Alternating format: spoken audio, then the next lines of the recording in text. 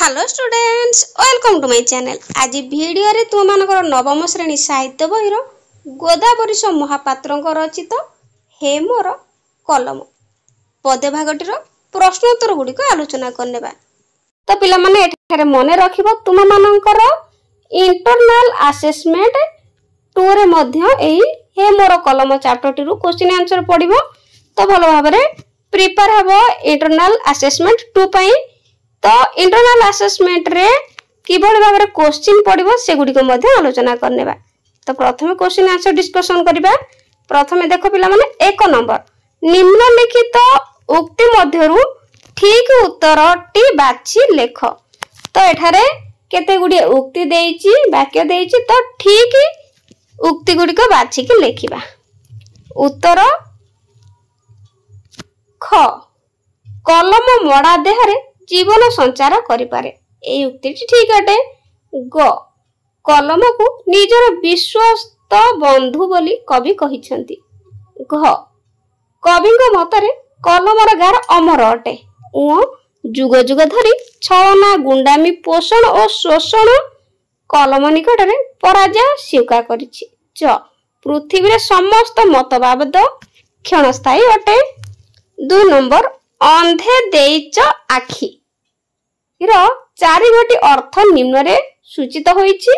एही अर्थरु एही उक्ति गुडी को मध्यरु ठीक उक्तिटी को बाछि लेखिबा। तो ठीक उक्तिटी होछि पिला माने ग अज्ञान जनता को ज्ञान प्रदान करिछ। अंधे देइच आखिर अर्थ होछि अज्ञान जनता को ज्ञान प्रदान करिछ।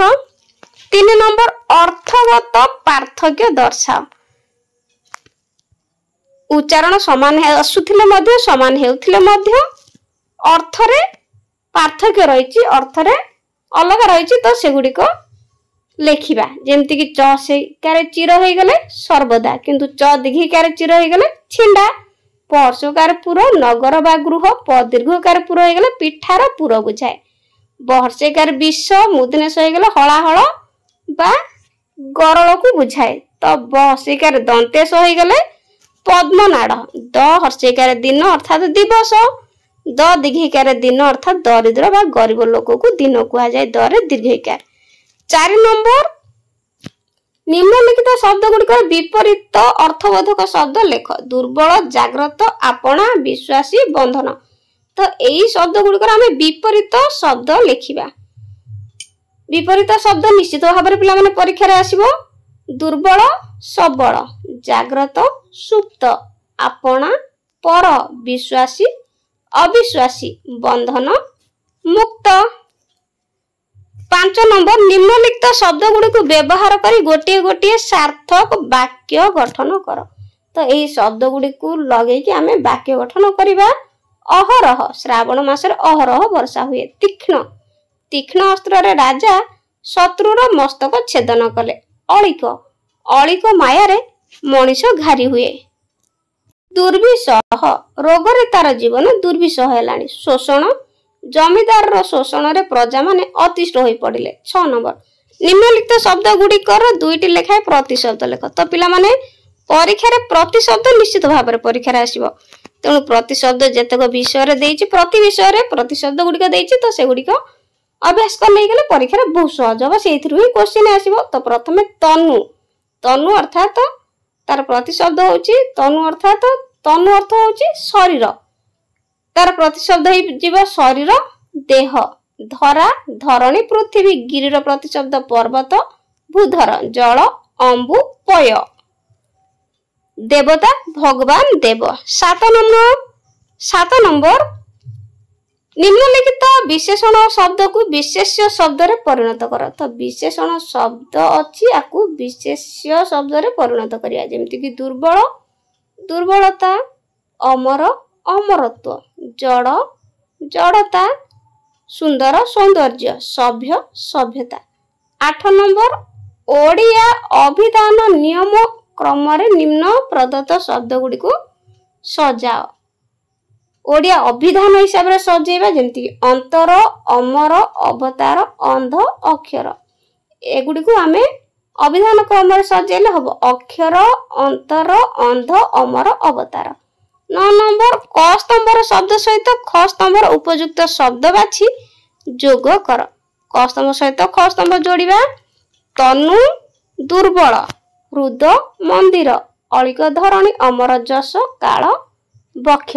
10 नंबर क्षुद्र उत्तर मूलक करिबा चिर विप्लवी बोली कवि काहाकु संबोधन करछन्ति। उत्तर चिर विप्लवी बोली कवि कलम को संबोधन करछन्ति। 11 नंबर कलम को मौनिक बोली कवि काहेकि कहिछन्ति। उत्तर कलम मौन रहउतिबारु कविता को मौनी बोली कहिछन्ति। 12 नंबर दुर्बल शरीर सत्य कलमर दक्षता संपर्क रे कवि कोन कहिछन्ति। उत्तर दुर्बल शरीर सत्य कलम बंधुर धरा और केते हृदय को थराई देवार दक्षता बहन करे बोली कवि कहिछन्ति। 13 नंबर कलम बंदी होई जाइछि कि कवि एपरि कहबार कारण कोन। उत्तर बंदीर स्वाधीनता न थाए से निज इच्छा रे किछि करिपारे नाही कि करिपारे नाही। कलम निकट रे सेही भली मुक्त भाव न देखिबारु कलम बंदी होई जाइछि कि बोली कवि कहिछन्ति। 14 नंबर कलम को कोन करिबा पई कवि आह्वान दैछन्ति।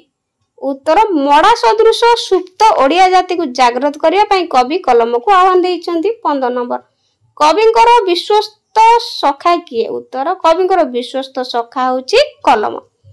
16 नंबर कलमटी किभली बंधु बोली कवि कहिछन्ति। कलमटी किभली बंधु। उत्तर कलमटी कविंकर अति आपणार बंधु बोली कहिछन्ति। 7 नंबर कलम कोन करी अमर जस परण करिछि। उत्तर कलम केते केते नगर और गृह को मुखरित करी अमर जस वर्ण करिछि। 8 नंबर कलम द्वारा केउ द्वार खोलिबा पई कवि कहिछन्ति। उत्तर कलम द्वारा मुक्तिर द्वार खोलिया पई कवि कहिछन्ति। 19 नंबर करबाळ वज्र और मुसल काहा निकट रे परास्त होंती। उत्तर करबाळ वज्र और मुसल कलम निकट रे परास्त होंती। 20 नंबर धरणी दुई दिनर बोली कवि काहेकि कहिछन्ति। उत्तर धरणी बुकुरे से केही चिरस्थायी नुहंती समस्त को दिने ना दिने मृत्युवरण करबा को हुए तेणु धरणी दुई दिनर बोली कवि कहिछन्ति। 21 नंबर सत्य नाम एठार कोन घटुची बोली कवि कहिछन्ति। उत्तर सत्य नाम एठार दुर्विसह छलना घटुची बोली कवि कहिछन्ति। 22 नंबर नर देवता रूपे प्रतिष्ठा लाभ करे किपरि। उत्तर नर नाना अवतार रे छलना और फिसादी रे देवता रूपे प्रतिष्ठा लाभ करे। 23 नंबर केउ मानकर वचन को कलम धरी रखिछि। उत्तर गौतम शंकर और जीशु आदि वचन को कलम धरी रखिछि। 24 नंबर कलम केउ कथा को खातिर न करी आगे चलीछि। उत्तर कलम छलना और गुंडामी को खातिर न करी आगे चलीछि। 25 नंबर कलमर विप्लव केउ आदर्श रे परिचालित। उत्तर कलमर विप्लव सत्य शिव और सुंदर आदर्श रे परिचालित। 26 नंबर काल बक्षरे कलम किपरि अमर होई रहिछि। उत्तर काल बक्षरे पदे पदे लेखि लेखि कलम अमर होई रहिछि। सप्रसंग सरलार्थ एठार लेखिबा। 27 नंबर मूल्य तुमर केतोटी पैसा तनु तब दुर्बल थराइच केते हृद मंदिर बंधुर धरातल। उत्तर मूल्य तुमर डट डट धरातल संस्कृत पद्यांशटी हे मोर कलम शीर्ष कवितारु आनित। उक्त प्रसंग रे कवि गोदावरी महापात्र कलमर दक्षता संपर्क रे वर्णना करिसंती। कवि विचार रे तांकर प्रिय कलमटी चिर विप्लवी अटे। से तांकर जीवन और जुग जुगर साथी जीवन और जन्म जुग जुगर साथी चिर मौनी कलमटीर मूल्य मात्र केतटा पैसा एवं तार शरीर मध्य क्षीण तथापि से धरणी को एवं केते हृदय को थराई देवार दक्षता रखिछि। प्रसंगटी कवि वैप्लविक चेतनार परिचय दिए। तो पिला माने ई सरलाती बहुत इंपोर्टेंट अटे। 28 नंबर भाजे करबाळ वज्र मुसल केते एही मैतळे बाड़ब उठई गिरी ओलटई भासे मधु धरा जळे। उत्तर भाजे डड धरा जळे संस्कृत पद्यांशटी हे मोर कलम शीर्ष कवितार गृहीत। उक्त प्रसंग रे कवि गोदावरी महापात्र जगतर अलिकता संपर्क रे वर्णना करी कलमर श्रेष्ठत्व विषय वर्णना बा सूचना देइछन्ति।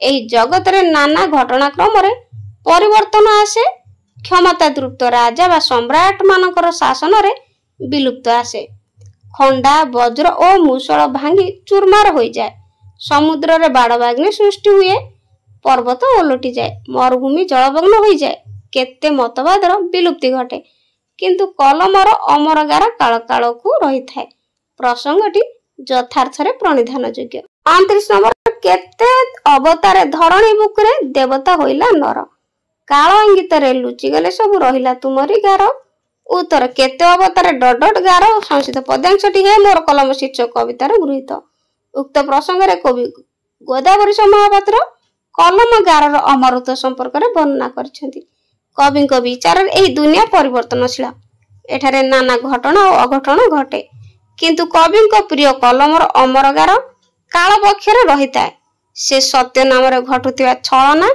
और नाना दुर्विषह परिस्थिति की ही देखि पारे धरणी बुकरे केते केते अवतार रे मनुष्य निजर देवता पणिया जाहिर करे किंतु काल इंगित रे से समस्त लुचि जाती केवल कलमर अमर गार रही थाए प्रसंगटी प्रशंसनीय 30 नंबर तुमे तो चलिन छलना रे केबे थकिन गुंडामी रे पोषण पेषण शोषण दूषण देइछ आड़ई एकई गारे तो पिला माने ए क्वेश्चन टी प्राय परीक्षा रे आसे सरलार्थ लिखिया पई तो प्रस्तुत हेबो उत्तर तुमे तो डैश गारे संस्कृत पदांशटी हे मोर कलम शीर्षक पदर आनित उक्त प्रसंग रे कवि गोदावरी महापात्र कलमर असीम क्षमता संपर्क रे वर्णना करिसंती कविंकर प्रिय कलमटी दुनियार नाना परिवर्तन देखिछि सत्य नाम रे चलिथिबा दुर्विषह छलना को से अवलोकन करिछि गौतम शंकर और जीशु वचन को से धरी रखिछंती से केबे छलना रे चली नाही किंबा गुंडामी रे थकी नाही निजर गोटे गार रे जावतीय पेषण शोषण और दूषण को से एड़ाई देइछि उपरोक्त प्रसंगटी वास्तव धर्मी अटे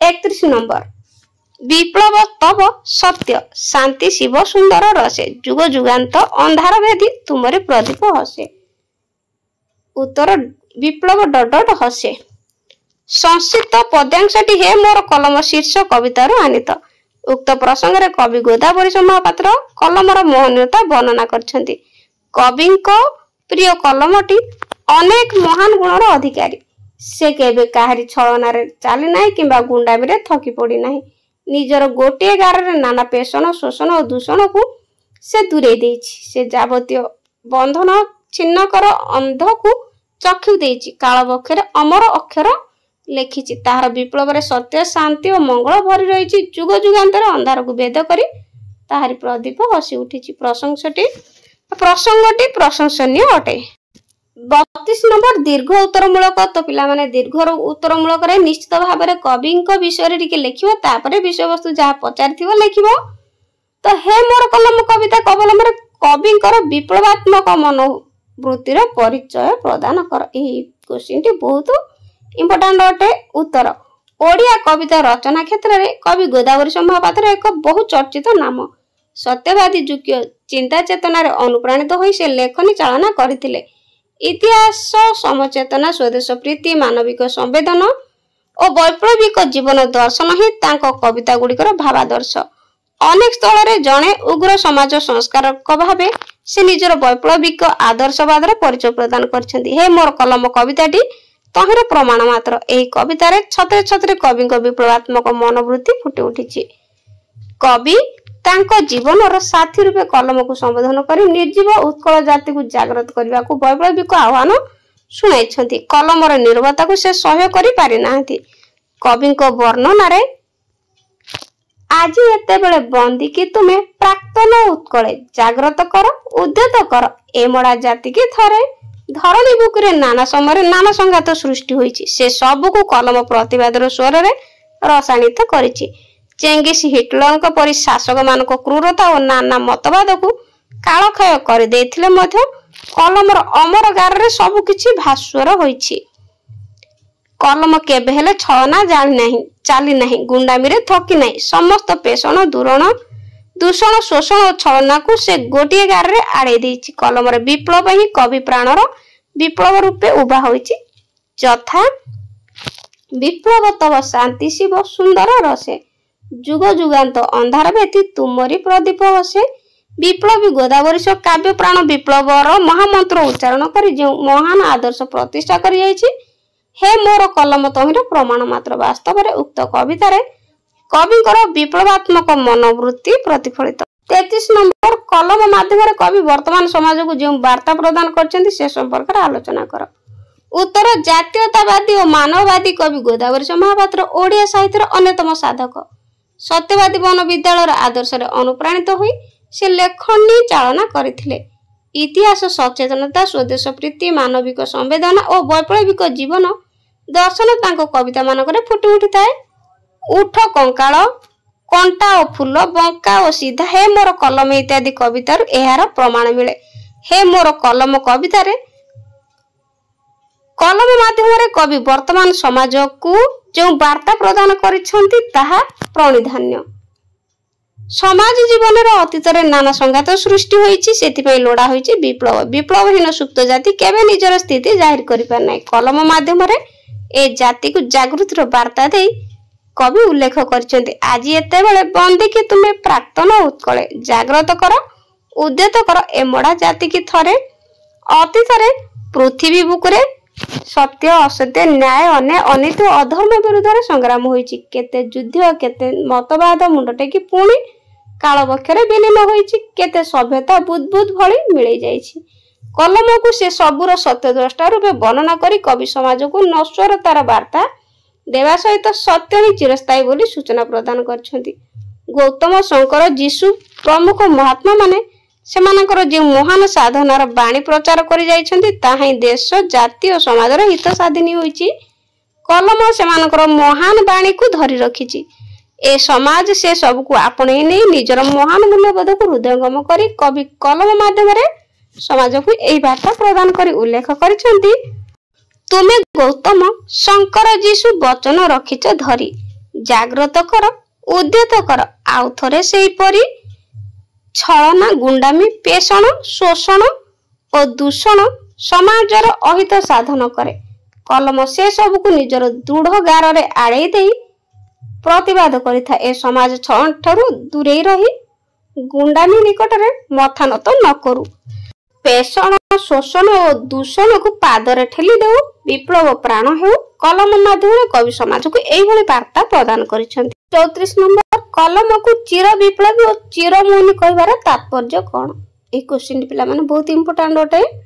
उत्तर सत्यवादी आदर्श महान कवि गोदावरी महापात्रଙ୍କ रचित हे मोर कलम एक वैप्लविक भाव चेतनार कवि साहित्य साधना सहित देश मातृकार सेवा पई दृढ़ प्रतिज्ञ होई से मृत्यु पर्यंत निरवच्छिन्न भाव रे लेखनी चालना करथिले।